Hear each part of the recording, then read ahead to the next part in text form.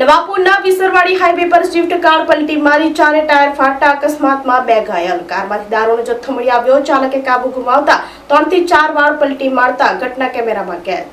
નવાપુર તાલુકામાંથી પસાર થતા national highway 53 ઉપર વિસરવાડી ગામ પાસે પૂરપાટ ઝડપે જતી સ્વિફ્ટ કારનો અકસ્માત સર્જાયો હતો।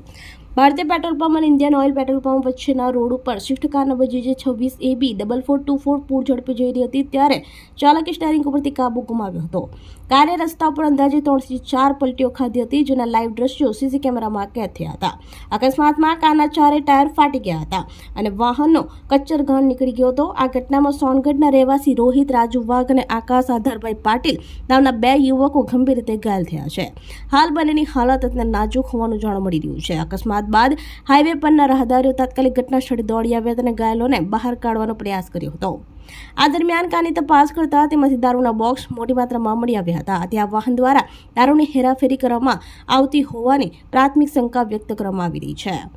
ઘટનાની જાણ થતાં જ વિસરવાડી પોલીસ સ્ટેશનનો કાફલો ઘટના સ્થળે પહોંચ્યો હતો। હાલમાં એમ્બ્યુલન્સ સેવાની હડતાલ ચાલી રહી હોવાથી પોલીસે સમયસૂચકતા અને માનવતા દાખવી ઘાયલોને પોતાના સરકારી વાહનમાં જ વિસરવાડી ગ્રામીણ હોસ્પિટલમાં ખસેડ્યા હતા। બંને ઘાયલોની તબિયત વધુ લથડતા તેમને વધુ સારવાર માટે ખાનગી વાહન દ્વારા અન્ય હોસ્પિટલમાં રિફર કરવામાં આવ્યા છે। આ મામલે વિસરવાડી પોલીસે વધુ તપાસ હાથ ધરી છે।